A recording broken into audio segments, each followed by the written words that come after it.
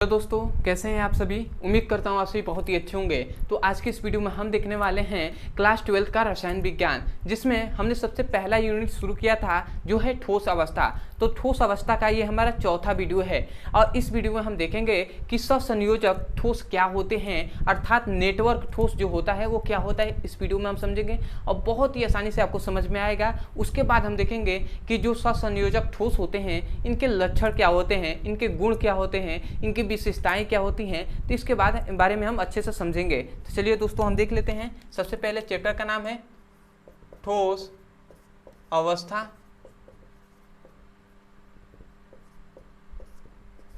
इसमें हम देखने वाले हैं आयनिक ठोस,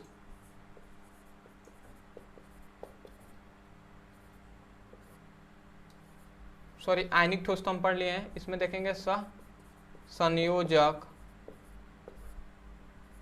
ठोस, या इसे हम नेटवर्क ठोस भी कहते हैं।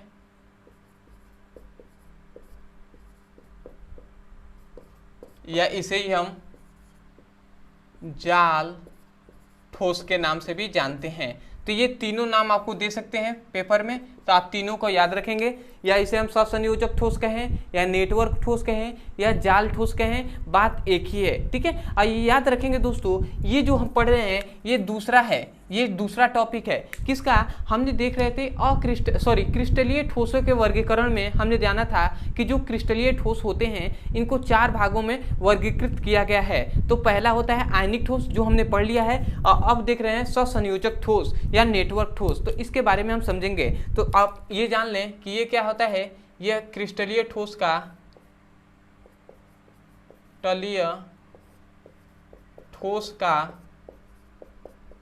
वर्गीकरण है।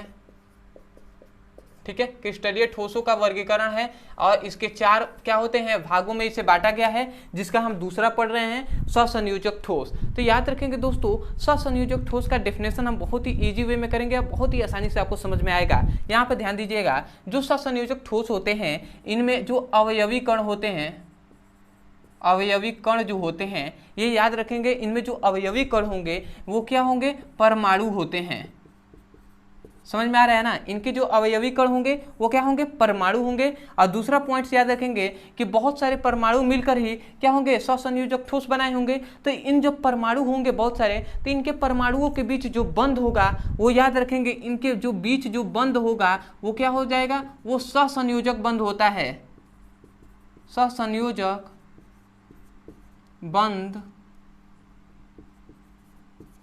होता है। ठीक है, तो ये 2 पॉइंट्स आप याद रखेंगे। सबसे पहले अवयवी कण परमाणु होते हैं और इनके बीच, परमाणुओं के बीच जो बंध होता है वो सहसंयोजक बंध होता है।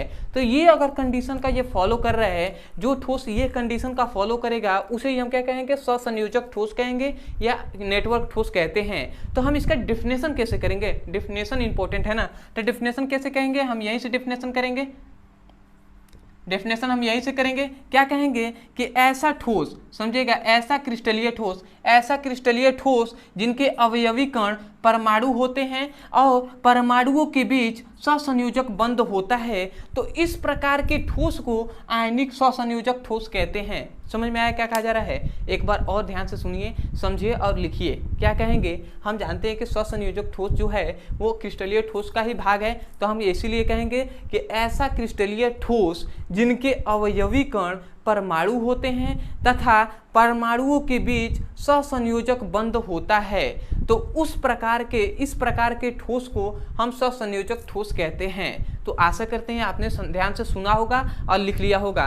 तो मैं एक बार और मैं बोल दे रहा हूँ, यदि जो भी स्टूडेंट अभी तक नहीं लिखे हैं तो उनके लिए मैं एक बार और बोल रहा हूँ, आप डेफिनेशन को सुनिए, समझिए, लिखिए, क्योंकि बार बार सुनेंगे तो आपके दिमाग में, माइंड में आपको अच्छे से बैठ जाएगा। तो इसलिए मैं बोल दे रहा हूँ एक बार और, आप यही लिखेंगे कि ऐसा क्रिस्टलीय ठोस जिनके अवयवी कण परमाणु होते हैं तथा परमाणुओं के बीच सहसंयोजक बंध होता है, तो इस प्रकार के ठोस को संयोजक ठोस कहते हैं या नेटवर्क ठोस कहते हैं या जाल ठोस कहते हैं। तो आशा करते हैं आपने लिख लिया होगा। मैं एक बार लिखवा दे रहा हूं। लिखेंगे क्या? कि ऐसा क्रिस्टलीय ठोस जिनके अवयवी कण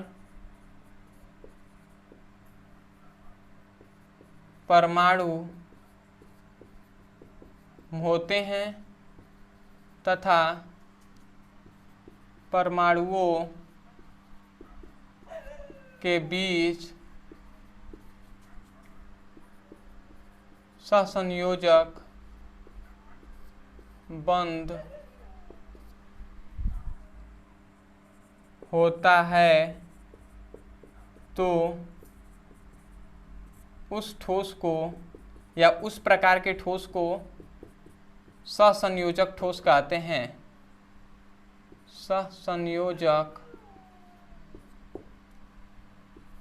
ठोस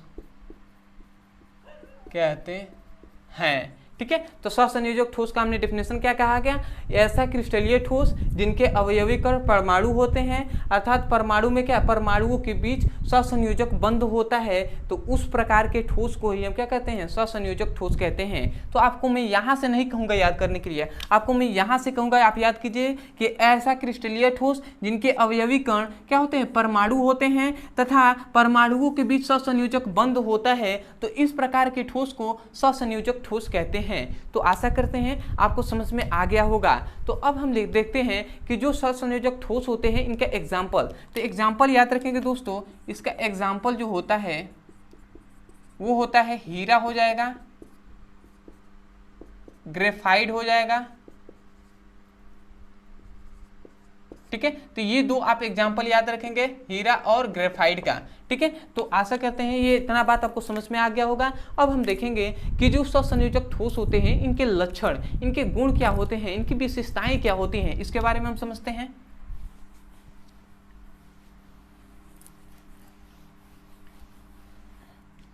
तो अब हम देख लेते हैं इनका, दूसरे टॉपिक में देखेंगे लक्षण, या इसे ही हम गुण कह सकते हैं या विशेषताएं भी कह सकते हैं। तो याद रखेंगे इनकी निम्नलिखित क्या होते हैं, लक्षण होते हैं। इनका निम्नलिखित, भाई बहुत सारे लक्षण होते हैं, निम्नलिखित लक्षण होते हैं। ठीक है, उनमें से जो हम मुख्यतः होंगे उसको हम सबसे पहले समझेंगे। तो याद रखेंगे इनका सबसे पहला लक्षण क्या है। ठीक है, उसके बाद दूसरा समझेंगे, उसके बाद तीसरा देखेंगे, उसके बाद चौथा भी देखेंगे, और भी होंगे तो वो भी देखेंगे। सबसे पहला इसका लक्षण होता है कि जो सहसंयोजक ठोस होता है इसकी संरचना कैसी होती है। तो याद रखेंगे इसकी संरचना जो होती है वो त्रिविम संरचना के आकार की होती है, मतलब त्रिविम संरचना होती है। तो इसका सबसे पहले लिखेंगे कि इसका मतलब किसका, सहसंयोजक ठोस का, इसलिए कहा जाए सहसंयोजक ठोस लिखिए, या हम लिख रहे हैं इसका, या सहसंयोजक ठोस, या ऐसे भी लिख सकते हैं सहसंयोजक ठोस एक सहसंयोजक ठोस का त्रिविम संरचना होता है, त्रिविम संरचना होता है, ऐसे सटीक बैठ रहा है। ठीक है, तो हम क्या कहा, पहला याद रखेंगे कि सहसंयोजक जो ठोस होता है उसका क्या होता है, त्रिविम संरचना होता है। ये पॉइंट्स आपने समझ लिया, त्रिविम संरचना होता है, ये इसका गुण है सबसे पहला, या कह सकते हैं लक्षण है। दूसरा याद रखेंगे कि जो सहसंयोजक ठोस होते हैं ये क्या होते हैं, कठोर होते हैं और भंगुर भी होते हैं। तो दूसरा याद रखेंगे यह मतलब क्या, सहसंयोजक ठोस कठोर तथा भंगुर होते हैं। ठीक है, ये क्या होंगे, कठोर भी होंगे और भंगुर भी होंगे। कठोर का मतलब तो आप समझते हैं, भंगुर का मतलब कि कोई भी धातु है, जैसे आप मान लेते हैं धातु ही है तो उसको यदि हम मोड़ते हैं तो वो तो मुड़ जाता है, मतलब ऐसा पदार्थ, ऐसा ठोस पदार्थ जिसको अगर हम मोड़े तो वो चटक जाए, वो टूट जाए, तो उस प्रकार के ठोस को ही हम क्या कहेंगे, भंगुर कहते हैं। तो इसीलिए कहा जा रहा है कि जो सहसंयोजक ठोस होते हैं वो क्या होते हैं, कठोर होते हैं या भंगुर होते हैं। जैसे कि हीरा को हम तोड़ेंगे, हीरा को मोड़ेंगे तो क्या वो मुड़ेगा, नहीं मुड़ेगा, वो चटक जाएगा ना। जैसे कांच होता है उसको मोड़ेंगे तो क्या मुड़ेगा, वो तो चटक जाएगा ना, टूट जाएगा, तो उसे ही हम क्या कहेंगे, वो भंगुर होता है। तो ये आप समझ लिए। अब अगला पॉइंट याद रखेंगे कि इसका जो गलनांक होता है वो क्या होता है, उच्च होता है। ठीक है, तो ये भी याद रखेंगे कि इसका मतलब सहसंयोजक ठोस का गलनांक उच्च मतलब अधिक होता है। ठीक है। तो ये पॉइंट्स याद रखेंगे कि जो ये होता है इसका मतलब सहसंयोजक ठोस का गलनांक उच्च होता है। ये पॉइंट्स आपको समझ में आ रहा होगा। ठीक है, अगला जो पॉइंट होता है इसे आप याद रखेंगे कि जो सहसंयोजक ठोस होता है वो गलने से पहले ही अपघटित हो जाता है। मतलब सहसंयोजक ठोस को जब हम गर्म करते हैं तो वो गलता नहीं है, गलने से पहले ही वो अपघटित हो जाएगा, मतलब छोटे छोटे टुकड़ों में वो टूट जाएगा। ठीक है, तो समझ रहे हैं ना। तो इसको मैं लिख दे रहा हूँ कि यह मतलब इसको लिख दे रहा हूं, इसको मतलब सहसंयोजक ठोस को गर्म करने पर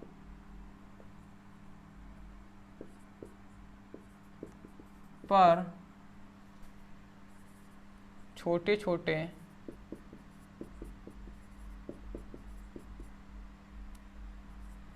टुकड़ों में टूट जाता है। ठीक है, तो ये हमने लिख दिया कि इसको मतलब सहसंयोजक ठोस को गर्म करने पर क्या होता है, छोटे छोटे टुकड़ों में टूट जाता है या विखंडित हो जाता है। ठीक है, तो ये 4 आपका हो गया, पहला, दूसरा, तीसरा, चौथा। अब आते हैं 5वें टॉपिक पे। याद रखेंगे इसका 5वां जो कि बहुत इंपॉर्टेंट है कि ये जो सहसंयोजक ठोस होते हैं ये क्या होते हैं, विद्युत के कुचालक होते हैं। समझ में आ रहा है ना, कुचालक होते हैं। ठीक है, तो इसको आप याद रखेंगे कि यह, इसको मैं दूसरे कलर से लिख दे रहा हूं, यह विद्युत के कुचालक होते हैं। ठीक है, ये विद्युत के क्या होते हैं, कुचालक होते हैं, अर्थात इसमें विद्युत प्रवाहित नहीं होता है। ठीक है, तो यदि आप ये विद्युत के क्या होंगे, कुचालक होंगे, तो कुचालक कब होते हैं, मतलब इसका मतलब ये हुआ कि इसमें मुक्त इलेक्ट्रॉन नहीं पाए जाते हैं, क्योंकि मुक्त इलेक्ट्रॉन के कारण ही ना कोई भी मतलब क्या होता है वो सुचालक होता है। तो ये कुचालक है, इसका मतलब इसमें मुक्त इलेक्ट्रॉन नहीं होते हैं। तो मैं लिखूंगा यही कि अर्थात इनमें मतलब सहसंयोजक ठोस में मुक्त इलेक्ट्रॉन नहीं पाए जाते हैं। ठीक है, तो ये आप लिख लेंगे और अच्छे से आपको समझ में आ गया होगा। तो सबसे पहले आप इसका स्क्रीनशॉट लीजिए, उसके बाद बात करते हैं। तो आशा करते हैं दोस्तों आपने अच्छे से स्क्रीनशॉट ले लिया होगा, और मैं आशा ये भी करता हूँ कि आपको बहुत ही अच्छे से एक एक पॉइंट आपको समझ में आया है। ठीक है, क्योंकि मैंने अपनी तरफ से पूरी कोशिश किया आपको अच्छे से समझाने का, एक एक छोटी छोटी बात आपको बताया है। ठीक है, और डेफिनेशन आपको रटना नहीं सिखाया है, आपको समझना सिखाया, और समझकर आप उसे याद करना भी मैंने सिखाया है। तो मैं आशा करता हूँ आपको अच्छे से समझ में आ गया होगा। यदि आपको सच में आपको अच्छे से समझ में आया है और आपको लगता है कि मतलब मैं अच्छा पढ़ा रहा हूँ, तो आप हमारे चैनल को सब्सक्राइब कर लीजिएगा, वीडियो को लाइक कर दीजिएगा, और जब चैनल को सब्सक्राइब कीजिएगा तो हमें कमेंट सेक्शन में अपनी बातों को जरूर बताइएगा कि आपको कैसा लगा वीडियो। यदि कोई डाउट है तो उसे भी आप कमेंट सेक्शन में हमें जरूर पूछ सकते हैं। मैं आशा करूंगा कि यदि वो कमेंट्स देने लायक क्वेश्चन होगा तो मैं उसका जवाब कमेंट से दे दूंगा, या उसे बताने लायक होगा तो मैं उसके लिए वीडियो बना दूंगा। ठीक है, अदरवाइज यदि आपको अगर कोई भी टॉपिक समझ में नहीं आता है क्लास 12th का, 11th का, या 10th का, या 9th का फिजिक्स, केमिस्ट्री, बायोलॉजी में, तो उस टॉपिक का नाम लिखिए यूट्यूब पर, और अंत में हमारे चैनल का नाम लिख देंगे तो वीडियो वहाँ से मिल जाएंगे। आप वहाँ से जाकर अच्छे से पढ़ाई कर सकते हैं और अपने सुंदर से नोट्स बना सकते हैं। अदरवाइज यदि आप क्लास 12th का फिजिक्स हो, केमिस्ट्री हो, बायोलॉजी हो, यदि आप सीरियसली और अच्छे से एक एक करके वीडियो को पढ़ना चाहते हैं चैप्टर वाइज, तो इस वीडियो के डिस्क्रिप्शन में लिंक दिया जाएगा, भौतिक विज्ञान, रसायन विज्ञान और जीव विज्ञान तीनों का। उस लिंक पर क्लिक करके आप चैप्टर वाइज सीक्वेंस में एक एक करके वीडियो को पढ़ सकते हैं और अपने सुंदर से नोट्स बना सकते हैं। तो चलिए दोस्तों, आज के लिए इतना ही, मिलते हैं अगली वीडियो में, तब तक के लिए धन्यवाद। जय हिंद, जय भारत।